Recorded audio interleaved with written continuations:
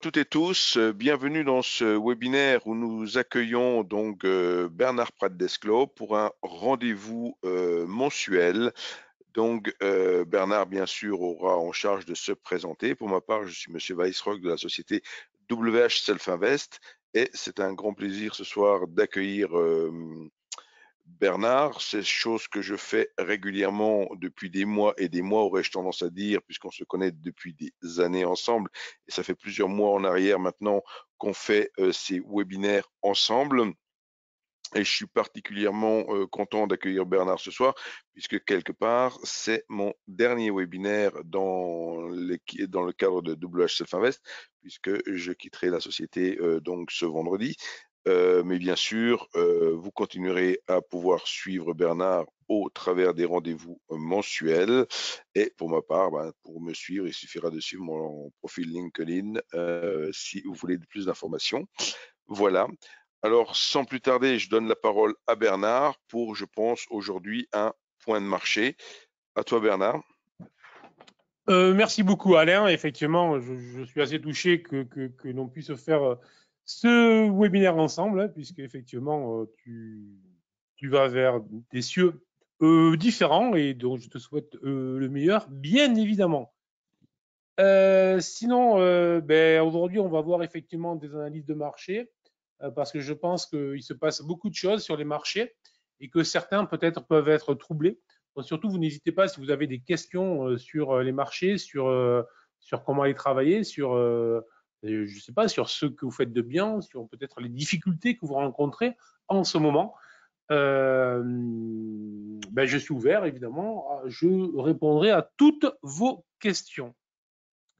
Donc, si vous voulez, on peut commencer par une analyse sur le CAC et on va essayer de prendre un peu de recul sur tout ça pour voir que le CAC, depuis maintenant, si j'arrive, voilà, depuis la fin septembre, depuis le 29 septembre, si je ne m'abuse, le CAC est Alors, dans un mouvement.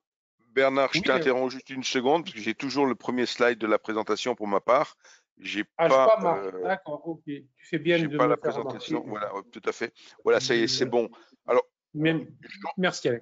Merci. Ouais. j'en profite au passage pour poursuivre un petit peu cette interruption en indiquant bien sûr que vous avez maintenant à l'écran la plateforme NanoTrader avec les outils de Bernard et que si vous souhaitez d'une part utiliser les outils de Bernard avec la plateforme, voire approfondir la méthode GTAS, il y a un e-book gratuit qui est disponible sur le site de WH Self Invest. C'est très facile de le trouver, il suffit d'aller en page d'accueil et d'aller dans la rubrique bibliothèque.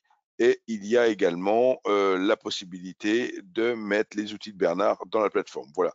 Et s'il y a des questions en cours de webinaire sur la plateforme, je me permettrai effectivement d'y répondre si nécessaire ou s'il y a des questions également sur WH Self Invest. Voilà, je redonne la parole à Bernard maintenant qu'on a à l'écran notre CAC 40. Ok, ça marche. Donc, je te remercie. Donc, en fait, il faut toujours revenir, je pense, lorsqu'on étudie un mouvement pour essayer de comprendre ce qui se passe aux origines. Pour ceux qui maîtrisent un petit peu, en fait, Elliott, j'avais fait donc un webinaire cet automne, cet automne, ça va être en novembre, décembre, et où j'avais expliqué qu'on était pour moi sur un cycle héliotiste qui avait démarré à la fin septembre, donc le 29, et que ce cycle, qu'on était sur la vague 3, qu'on était sur une vague 4 courant novembre-décembre, et que derrière, il y aurait une 5. Et ça fait donc maintenant plusieurs semaines que j'avertissais, puisqu'en fait, si on fait même le détail, pour ceux qui connaissent un petit peu Elliott, on est même dans une 5 de 5 qui sont les vagues haussières les plus puissantes, les plus terribles. Et j'avais averti dans tous mes abonnés que lorsque tout se terminerait, tout irait bien, tout le monde annoncerait que le CAC irait beaucoup plus haut que les niveaux sur lesquels il était et que quoi qu'il arrive, il ne pouvait que aller plus haut. Et très clairement, c'est un peu le stade où nous sommes aujourd'hui, c'est-à-dire que je connais des gérants ou je connais des professionnels qui étaient short depuis plusieurs semaines et qui sont en train de céder et qui sont en train de couper leur position, qui sont en train de dire que le marché ne veut pas baisser. Et puisque le marché ne veut pas baisser, il ne peut que monter. Alors, Sur le fond, à l'instant T, c'est vrai que le marché, et notamment le CAC, hein, il faut quand même remettre les choses dans le contexte, c'est-à-dire que le CAC enfin que l'indice français, que la bourse française a vraiment un comportement très atypique dans un monde où le Nasdaq reste 25% sous ses hauts, et dans un monde où on vient à peine d'avoir en fin de semaine dernière potentiellement des signaux à l'achat sur les États-Unis, sur le S&P 500, sur le Dow Jones et sur le Nasdaq. On y reviendra. On a un indice français qui ne cesse de faire des nouveaux records et qui reste collé sur ses hauts. Donc, en tant que Français, on peut effectivement avoir un regard étrange sur la situation, puisqu'on voit bien qu'on est sur un indice qui fait des hauts plus hauts, alors que les autres ne le font pas. Et donc, on croit que tout le monde le fait. Non, non, il n'y a que l'indice français qui, pour le moment, est à ce niveau-là de surperformance. Alors, la question qu'il faut se poser, puisqu'on est dans une vague 5 de 5 de manière claire, puisque l'optimisme est à son comble, puisque les corrections ne se font pas, puisque les mauvaises nouvelles, comme on l'a vu, donc par exemple aujourd'hui, si ça vous intéresse, on pourra revenir sur le sujet de la présentation de Jérôme Powell à 16 heures devant les sénateurs américains, puisque tout ça a l'air de ne pas vouloir faire broncher les vendeurs. Jusqu'où est-ce que ça peut tenir et jusqu'où est-ce que ça peut aller? Ce qu'il faut comprendre, c'est que l'optimisme nourrit l'optimisme, qui nourrit l'optimisme, et au final, les plus pessimistes finissent par être, je dirais, dégoûtés, par se faire nettoyer par les optimistes. Et c'est en principe le moment où, sur ces vagues-là, je veux dire, j'ai vu ces cycles-là donc plusieurs fois depuis 30 ans que je suis sur les marchés, c'est le moment où vraiment on sent la bascule de ceux qui n'y croyaient pas et qui sont en train de se mettre à l'achat, que le marché un petit peu taquin décide de leur en coller une parce que ça ne se fait pas, parce qu'il faut avoir la force de ses convictions. J'ai vu par exemple de mémoire, j'ai eu des gérants qui avaient accompagné, qui s'étaient mis short dès les 6200 points, c'est-à-dire 1200 points plus bas, et qui, dont 1200 points plus haut, décident que vendre n'est plus une option et que désormais le marché ne peut plus qu'aller plus haut. Voilà. Donc, généralement, lorsque ce genre de raisonnement arrive, lorsqu'on fait de l'analyse euh, comportementale, on voit bien qu'il y a un souci technique, on voit bien qu'il y a que vraiment on a que les marchés ont, on va dire, dégoûté ceux qui ont essayé de s'opposer à eux. Or, autant il fallait surtout pas être short sur le début de la vague 5, autant alors que maintenant, depuis maintenant plusieurs semaines, on est dans une phase de latéralisation, s'interroger sur la pérennité du mouvement haussier est plus que légitime selon moi. Si je Et peux me ce n'est, permettre, permets-toi, avec plaisir.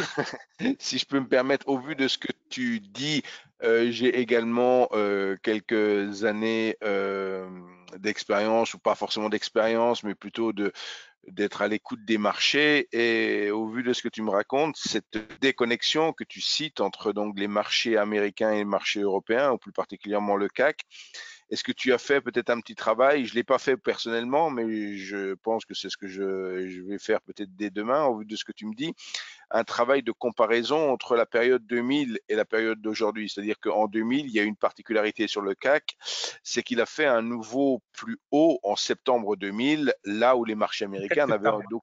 Ouais. d'aucune Mars. manière fait de plus haut en septembre. Donc il avait déjà un comportement tout à fait comparable à ce que tu racontes aujourd'hui. Mm, mm, mm. Alors, oui, tout à fait. Si tu veux, je me souviens quand j'étais à Genève Pro, gérant, pratiquement chaque année, je peux vous assurer que un des trucs habituels, c'était est-ce que les marchés européens cette année vont faire mieux que les marchés américains? Historiquement, en près de 30 ans, hormis une année, je n'ai jamais vu vraiment les marchés européens faire mieux que les marchés américains. Ensuite, on a connu cette période qui n'est pas si lointaine. Alors, il faudrait vérifier les dates, mais sauf erreur, c'est ça. C'est 2018, c'est le printemps 2018. Le CAC s'était emballé et avait fait des hauts plus hauts, là où le DAX traînait, alors que généralement, c'est quand même le DAX qui va plus vite que le CAC. Et c'était déjà, à l'époque, on avait dû commencer fin mars, un truc comme ça, la hausse. Et on avait accéléré très fort, justement, sous le fait qu'il y avait eu un rush puissant, violent, sur les calls, qui à l'époque ne s'appelait pas encore les calls, si je ne m'abuse. Les calls, évidemment, vous savez ce que c'est Kering, Hermès, L'Oréal, LVMH, autrement dit, les valeurs du luxe français. Les femmes françaises, je dirais, qui aujourd'hui peuvent justifier sans aucun problème, puisqu'elles délivrent quand même de jolis résultats, à l'exception peut-être de Kering, L'Oréal, où là on va pouvoir discuter quand même les résultats qu'elles délivrent, mais les deux très grosses, Hermès, Hermès et LVMH, vraiment, les résultats sont tout à fait remarquables. Mais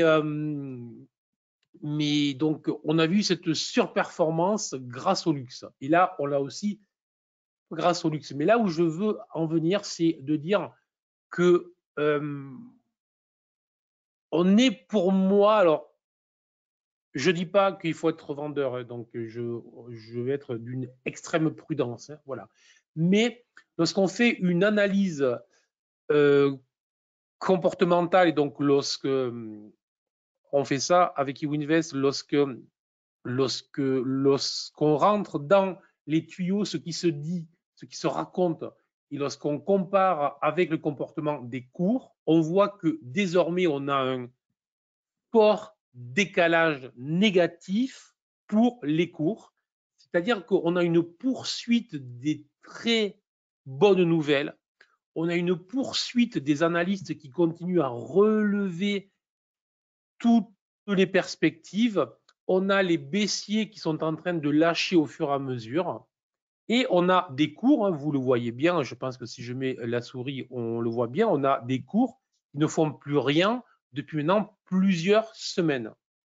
Alors, évidemment, si vous dites ça à quelqu'un qui est persuadé qu'on ne peut aller que plus haut, plus haut, plus haut, plus haut, il va vous dire, ben, c'est normal puisqu'on n'est plus les hauts. Mais non, c'est le moment où les marchés se retournent.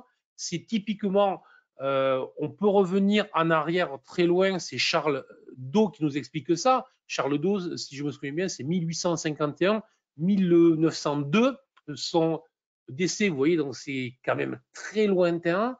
Et dans la théorie de Dow, dont théorie éponyme, il explique bien les phases de distribution que l'on retrouve sur les sommets de vague 5 et sont typiquement le moment où les bonnes nouvelles continuent à rentrer dans le marché et pourtant les cours ne reflètent plus cette accentuation.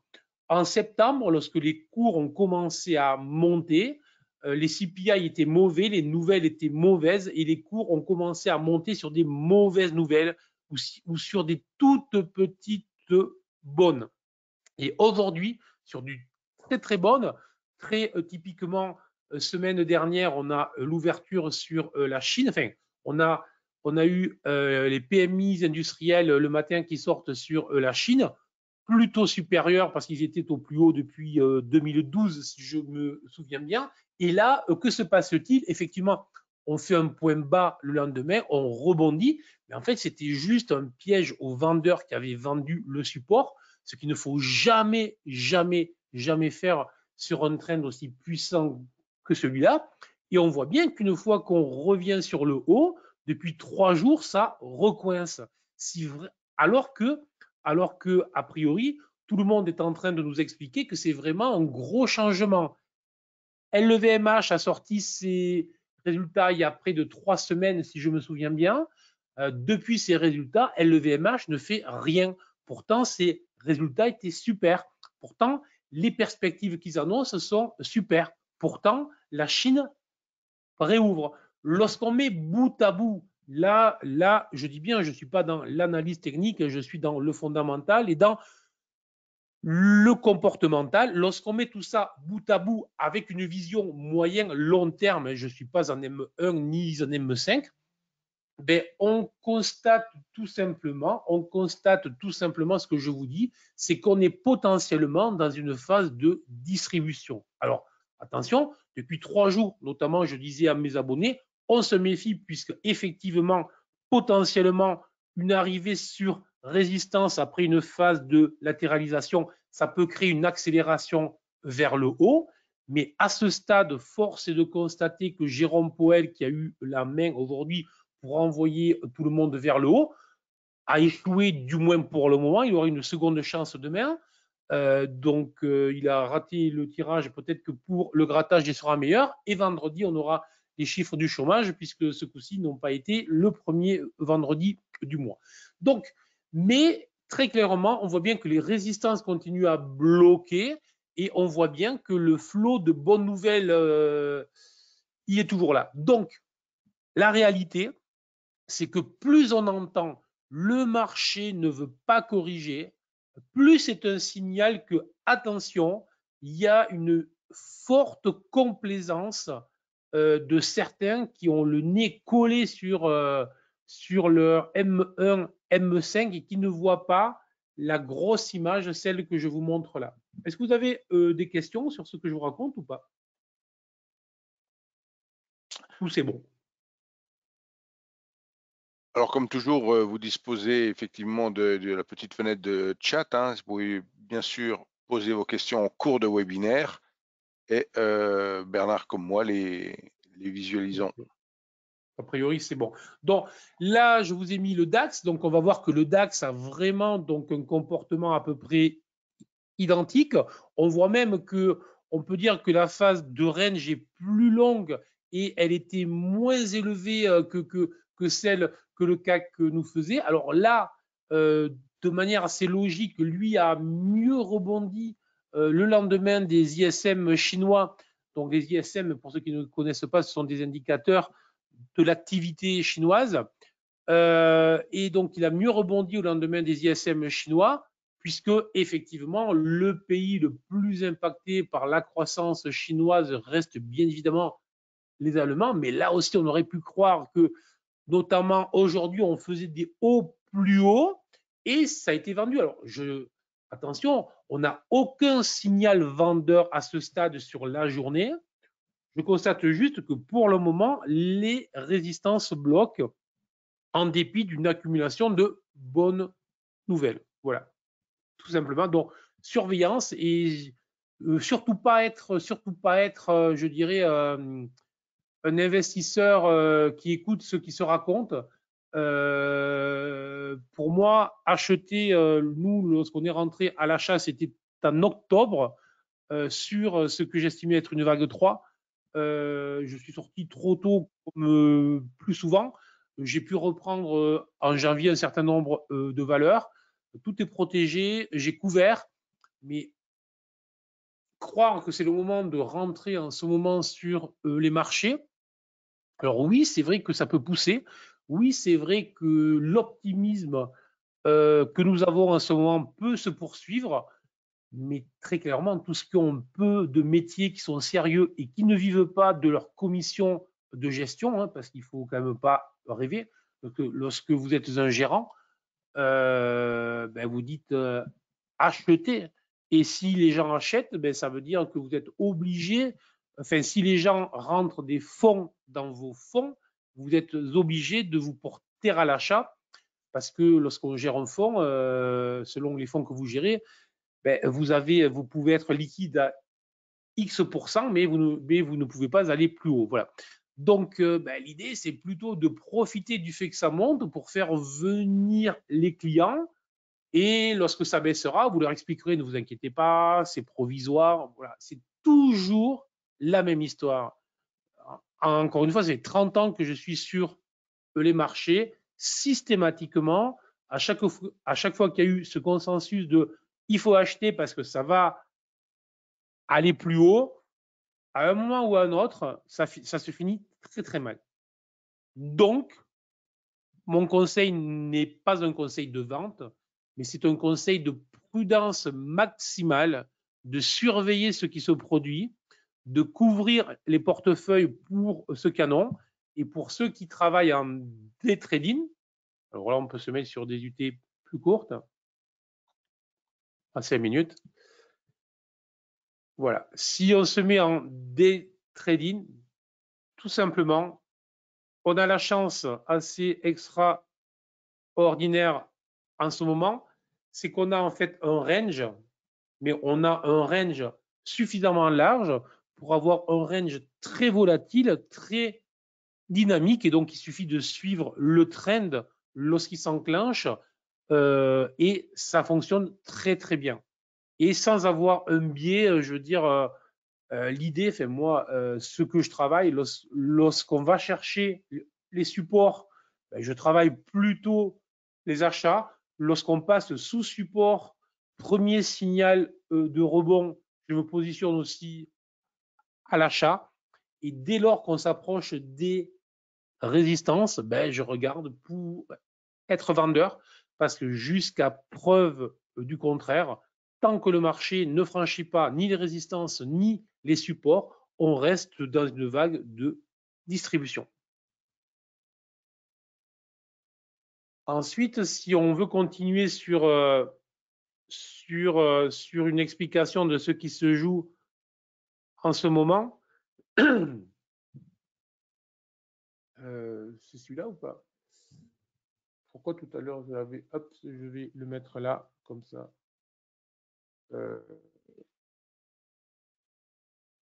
Ok, c'est parce que là, je suis sur le futur, c'est bon. Ok, j'ai mis le futur là, c'est mieux. Donc, là, le Bund. Le Bund, si vous ne connaissez pas, ce sont les taux allemands, dont le futur qui marche à l'envers du taux, c'est-à-dire que lorsque le contrat Bund futur baisse, les taux montent, et que lorsque le Bund monte, les taux baissent. Et là, il y a eu très clairement depuis plusieurs semaines une baisse plus que significative. Voilà. Donc on a, c'est quand même, on a perdu plus de 700-800 pips points sur le Bund. C'est plus que significatif, plus que colossal. On a des taux qui sont revenus au plus haut, on a des taux qui sont revenus au plus haut qu'à la fin de l'année, là où ça inquiétait à peu près tous les investisseurs. Donc ça veut dire que désormais on a, on va dire, là aussi on a une grosse différence entre la perception qu'ont les traders obligataires, pour le dire vite, et les traders sur les marchés equities. Historiquement, chaque fois qu'une direction a été prise par les marchés obligataires, une direction différente par les marchés actions, à la fin, ceux qui ont eu raison, ça a été systématiquement les marchés obligataires. Le marché obligataire, c'est à peu près 5-6 fois la taille du marché action, et donc je préfère toujours écouter le gros que le petit, pour être clair. Voilà. Donc le marché obligataire nous raconte une histoire qui est vraiment une histoire très différente de celle que jouent les marchés actions. C'est-à-dire que lui nous raconte une histoire que les taux vont aller beaucoup plus haut depuis beaucoup plus longtemps que ce que pensent les marchés actions. Et les gérants actions, les marchés actions continuent à persister dans leur idée que les banquiers centraux se trompent, que les banquiers centraux sont toujours dans leur optique de 2008, 9, 10, 11, 12, etc., où à chaque fois qu'il y avait une crise, ils arrivaient pour sauver le soldat trader action. Les marchés obligataires pensent que tout ça est terminé. Je suis plutôt de leur côté. Je pense que les banquiers centraux ont une seule chance de récupérer leur liberté par rapport au marché actions, c'est-à-dire une fois pour toutes, aller plus loin que ce qu'il faudrait qu'ils aillent, parce que pour le moment, il y a un très gros problème, c'est que les banquiers centraux ont perdu toute crédibilité. Et aujourd'hui, ce n'est pas un souci parce qu'on dira, on est encore dans un monde où les taux réels restent très négatifs. Il faut surtout pas l'oublier. Donc, on est encore dans un monde de liquidité très forte. Ce n'est pas parce que les taux sont remontés très fort, très vite. Les taux réels restent négatifs, c'est-à-dire que la différence entre le taux, entre l'inflation et le taux de la Banque centrale est négatif, encore plus que lorsque les taux étaient négatifs dans les banques centrales, parce qu'à l'époque, l'inflation était à zéro. Donc, on est encore dans un environnement de grande liquidité, sauf qu'on va avoir un moment ou à un autre des répercussions, là, oui, réellement dans l'économie réelle, que tout ça, pour le moment, n'est pas du tout pris en compte. Et donc, tant que ça ne sera pas le cas, ben, ça sera très compliqué. Donc, c'est pour ça que les marchés actions peuvent continuer à poursuivre leur chemin si, en fait, ils continuent à refuser de voir ce que racontent les banquiers centraux. Mais voilà, historiquement, soyons clairs, à chaque fois qu'il y a eu ça, c'est-à-dire que le terme aveuglement, je l'aime pas, donc je le prononce, mais je l'efface. Après, je refuse de dire, parce que moi, je suis pas du tout ni un pessimiste, ni un machin, je suis trader, donc je suis foncièrement un optimiste, et je refuse de surfer sur ceux qui s'énervent parce que les marchés montent, alors que tout va mal. Non, absolument pas. Les marchés montent parce que tout va bien. Il faut arrêter les conneries. Il faut surtout pas faire peur est trop facile. Et ces gens-là qui jouent à faire peur sur les réseaux sociaux ou sur les chaînes YouTube, certains se sont fait une spécialité de ça. J'avoue que ça m'agace un petit peu. Donc, mais il faut juste être réaliste. Et être réaliste, c'est juste considérer que les marchés sont en phase d'euphorie. Est-ce que c'est grave? Pas du tout. Les marchés fonctionnent de cette manière. Il n'y a que si on n'a pas une connaissance réelle des marchés que l'on peut être surpris, mais les marchés intrinsèquement fonctionnent de cette manière, c'est-à-dire que les marchés ne sont jamais raisonnables, les marchés ne sont jamais rationnels, les marchés sont toujours excessifs. Voilà. Une certaine exubérance irrationnelle dénoncée en 1997 par Alan Greenspan et qui a été maintenue jusqu'en 2000. Donc, je peux que te donner raison, Bernard, et je me permets d'intervenir à ce sujet parce que voilà, ça me fait faire un nouveau parallèle. Tout à l'heure, je suis remonté à 2000, maintenant je suis carrément remonté à 97. Mais effectivement, il faut bien comprendre qu'on peut avoir un certain comportement de marché, mais moi, mon créneau, c'était toujours de dire il ne faut pas raisonner les marchés, hein, c'est ce que tout le monde veut faire. Effectivement, il y a des Cassandres qui, depuis 2008, annoncent la fin du monde et ils ne se sont pas arrêtés d'annoncer la fin du monde depuis 2008. On est en 2023 et elle n'est toujours pas arrivée, la fin du monde, hein, donc il faut faire attention. C'est ça, c'est exactement ça, Alain.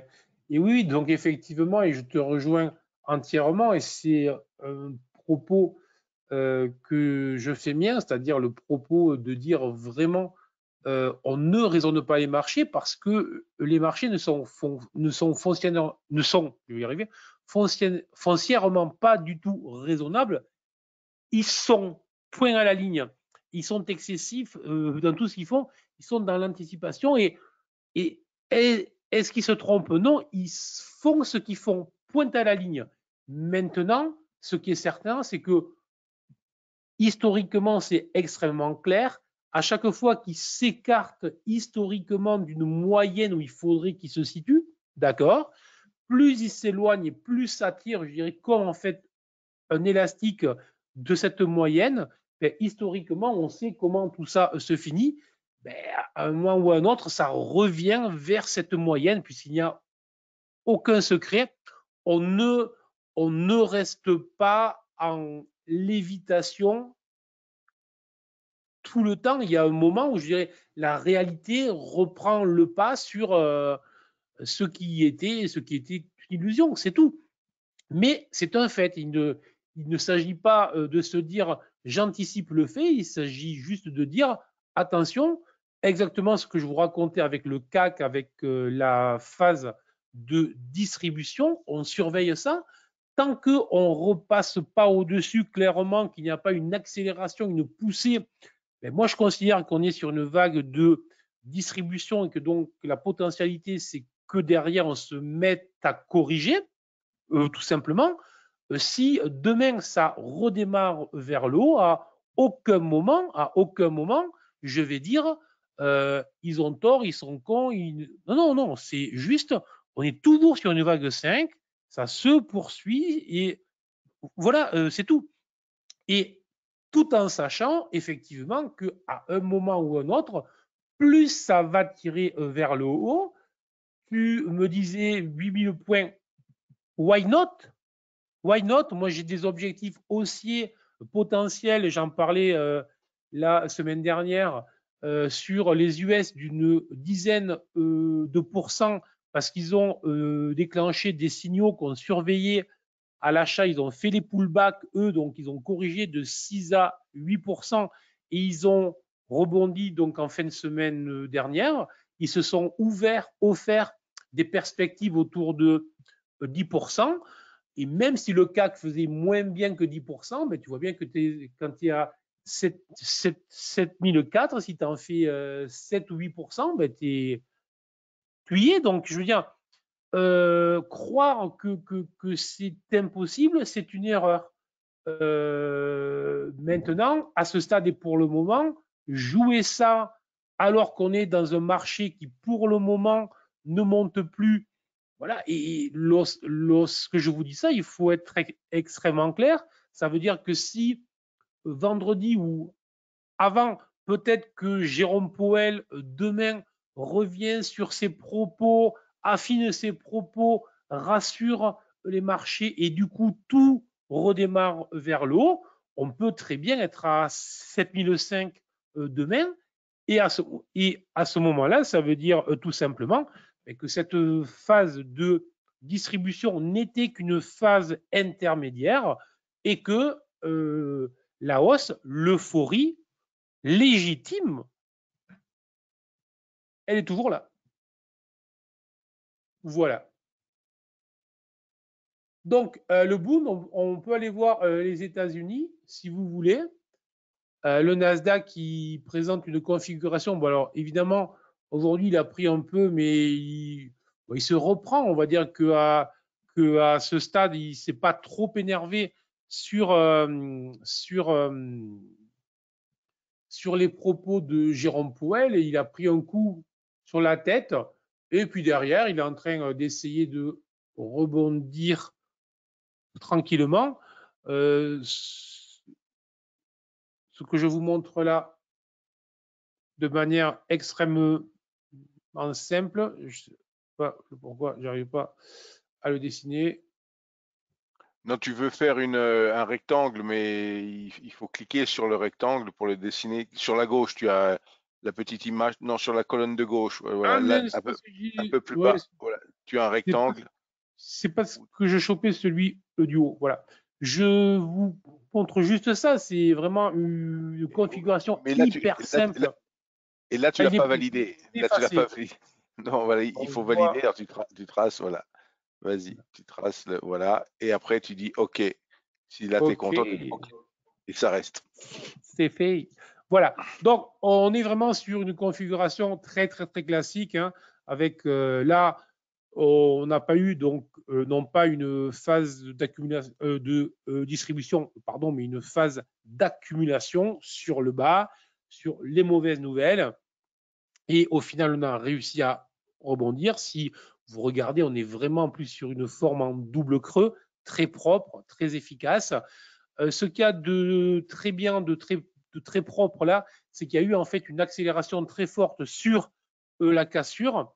Le positif aussi, c'est que tous mes indicateurs sont redevenus verts et que mes indicateurs GTAS sont redevenus verts, notamment sur la phase de repli, la phase de pullback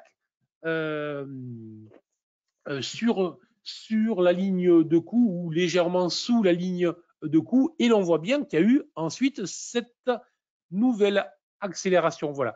Donc là, on en est là. Hier, hésitation. Aujourd'hui, ça a été vendu, mais on est en train de rebondir. Donc, très clairement, on a des objectifs autour des 13 500, 13 600 points, donc relativement haut sur le Nasdaq. Et il faut considérer, pour moi, que tant que ce point bas, 11 800 et quelques, restera support, je suis plutôt haussier sur le Nasdaq qui, là, est en train de déclencher un signal à l'achat.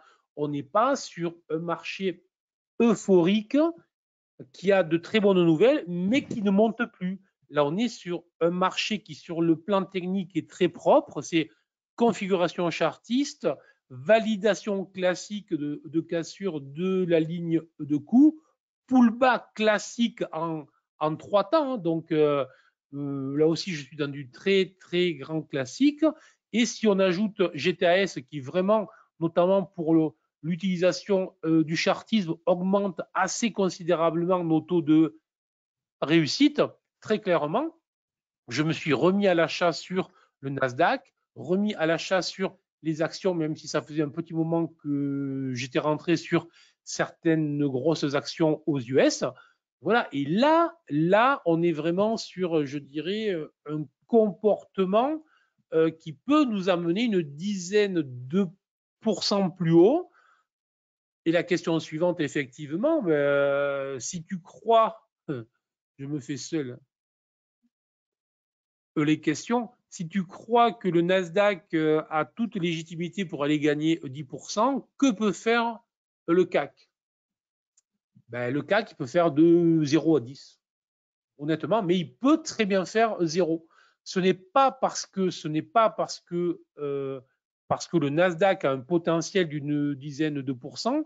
On va voir le S&P 500 qui est vraiment sur une configuration très proche, lui aussi, et qui lui a des objectifs autour des 4400 points.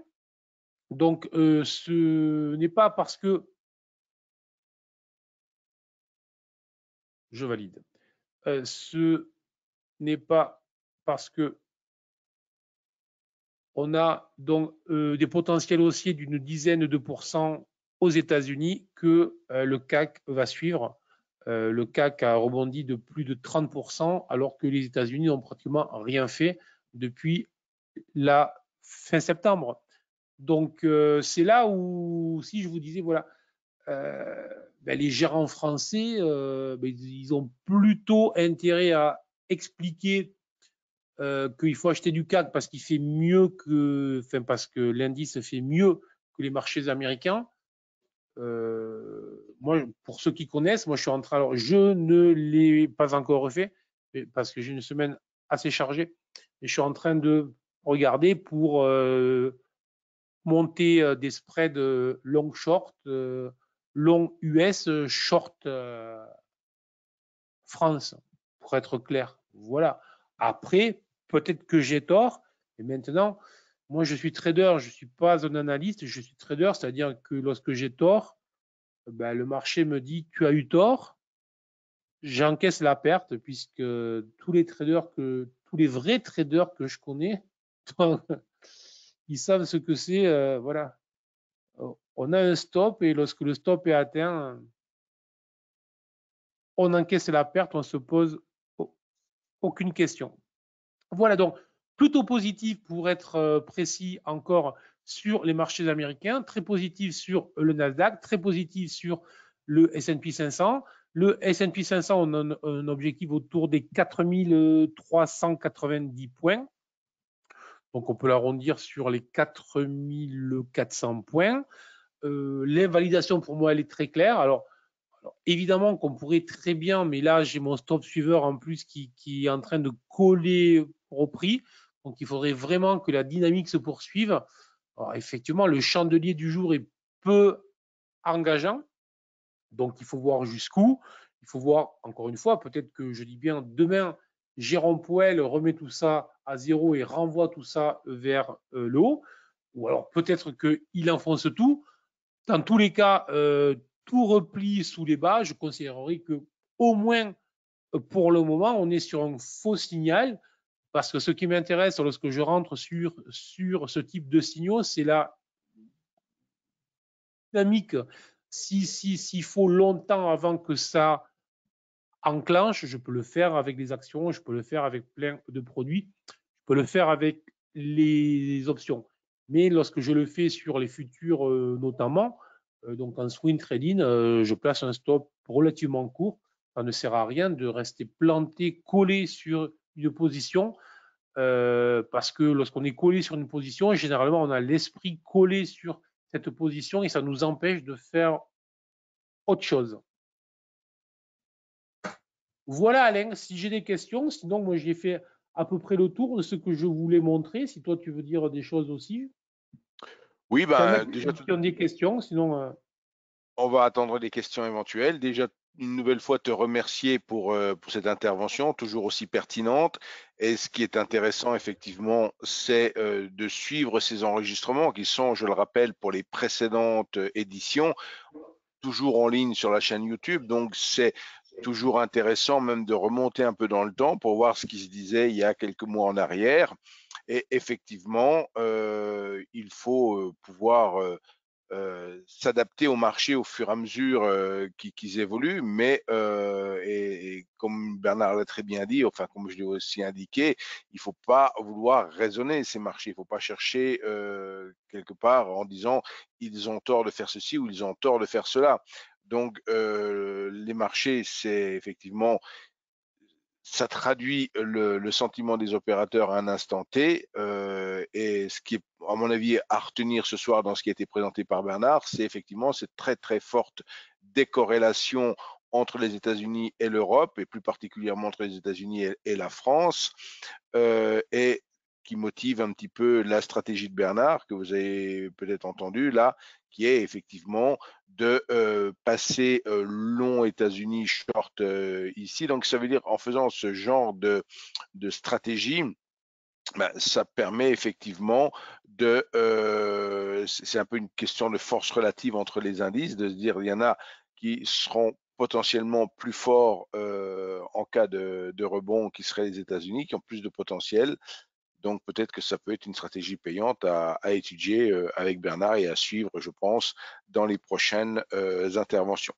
Donc je ne vois pas de questions pour l'instant où tout a été clair.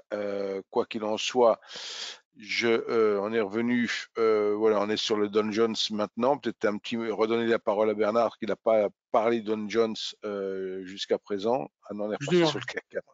je te remets. Voilà, Voilà. voilà le Alors, Don Jones. Donc, oui. Alors, le dos, pour moi, lui, je ne touche pas parce que c'est vraiment le comportement qui, à ce stade, il donne aucun signal. Alors, des optimistes vont se dire, ouais, une TE ou je sais pas quoi, une TEI, bref, ou un V-bottom, ok. Moi, ce que je constate pour le moment et à ce stade, c'est quoi? C'est que je constate que, alors, si je trace à la H1, hein, je ne vais pas vous faire des trucs d'une précision diabolique, mais c'est pas l'intérêt là. Voilà, c'est juste de montrer, on le voit bien, bah, le fait qu'on est sur un marché qui ne fait rien, on est sur un range de range. Bon, après, on a fait des fausses cassures vers le haut, en plus, ce qui n'est jamais très très bon. Le seul point positif, bon, sur un range, il y a moins de force, c'est le fait que les indicateurs sont verts. Après, je vois bien que là, à court et moyen terme, mes deux indicateurs m'indiquent depuis déjà un petit moment que la tendance est en train de s'affaiblir. Et en plus, là, il y a un blocage potentiel dans le nuage qui s'élargit. Donc ça, c'est toujours des signaux plutôt négatifs. Donc, range proche du bas, mais potentiellement en train de déclencher une dynamique baissière. On verra encore une fois, il faut attendre la clôture. Honnêtement, il n'y a absolument pas le feu, il faut attendre demain parce que Jérôme Powell est un habitué de faire des. Lorsqu'il passe au Sénat, il fait souvent, il il met des petites nuances quand même sur la deuxième journée. Donc, soit il mettra une couche pour enfoncer les marchés, soit une couche pour rassurer les marchés, sachant qu'aujourd'hui, le message était les taux iront plus haut que ce que vous croyez. Voilà, c'était ça le message du jour. Et c'était en gros, on ne comprend pas d'où vient l'inflation. Et voilà. Donc, Et c'est vachement ce qui rassurant. ce qui est intéressant lorsqu'on identifie un range, Bernard, c'est effectivement, là, tu as les bornes extrêmes de ton range, mais tu as un niveau médian qui est extrêmement pertinent. Et ce Exact. niveau médian du range, on voit justement qu'on est, ce niveau médian joue le côté support-résistance, voilà. Et le comportement actuel du marché a plutôt tendance à être une réjection sur le niveau médian. Et effectivement, si ça revient, ça a plutôt tendance, effectivement, à revenir plus bas. Et tout à l'heure, tu me parlais d'un stop suiveur. Je présume que dans cette stratégie, ton stop suiveur, il a été enfoncé. Ah ben, sur le range, alors le stop suiveur, la base, je ne l'utilise que dans les stratégies de type trend following, parce que sur le range, le principe, c'est que les stop suiveurs, hormis des stops de type dos ou des stops donc en pourcentage, ben, il n'y a pas un très gros intérêt, parce qu'en fait, tu te fais sauter très rapidement, puisqu'il n'y a pas la dynamique. Le principe du stop suiveur, c'est utile dès lors qu'il y a un dynamisme clair sur les cours. Voilà, donc là, il est là, mais on ne l'utilise même pas. De toute manière, là, tu vois bien que je vous ai parlé du S&P, je vous ai parlé du Nasdaq, qui sont en train potentiellement de déclencher des signaux à suivre et très intéressants, qui peuvent être travaillés en investissement, en swing trading, mais aussi en day trading, hein, parce que lorsqu'on fait du day trading, mieux vaut surfer sur un mouvement puissant en UT jour plutôt que d'essayer de se mettre contre le mouvement puissant en UT jour, où là, ça finit généralement très mal. Mais là, j'ai un range assez parfait, effectivement. Et comme tu le faisais si bien remarquer, cette zone était vraiment support, elle était résistance, elle a été support, elle est résistance. Donc, de manière claire, ben là, le dos, est-ce que tu veux acheter le dos à ce niveau-là? Sûrement pas. Ben, le seul moment où on pourrait peut-être se dire le dos, je regarde, c'est soit s'il vient à repasser au-delà des 33 670, on va dire des 33 700 même pour avoir un petit peu de marge. C'est le premier niveau sur lequel, sur ces UT, du moins, le dos pourrait être intéressant.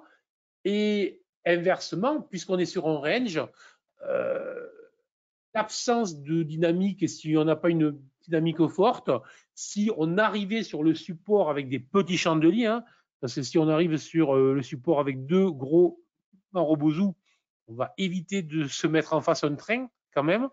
Si on arrivait avec des petits dojis, des trucs comme ça, ben, surveiller cette zone-là et sur les UT inférieures pour voir si on n'est pas potentiellement sur un niveau à rentrer avec un risk-reward très intéressant. Voilà.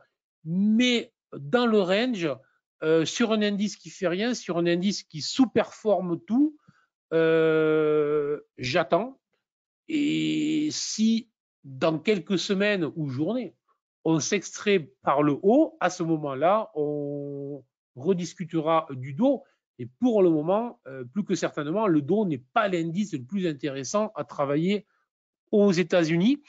Et voilà, et autant les autres nous offrent plutôt des signaux à l'achat, autant là, encore une fois, judicieuse remarque de ta part, autant là, nous avons plutôt un signal vendeur non abouti, non terminé, mais certainement pas une occasion de rentrer à l'achat comme on peut l'avoir sur les autres. Bah, merci encore pour ce commentaire complémentaire, je dirais. Donc, je ne vois pas de questions. Je pense que tu n'en vois pas plus que moi de ton côté. Non, Donc, je vais remercier tous les participants. Il y a beaucoup de monde donc, qui pourra bien sûr suivre le webinaire en différé sur la chaîne YouTube. Et voilà, merci Bernard pour cette intervention. merci à tous, merci Alain, hein. Et donc, Merci beaucoup. à Allez, très bientôt. Au pour revoir. tout. Ciao, ciao.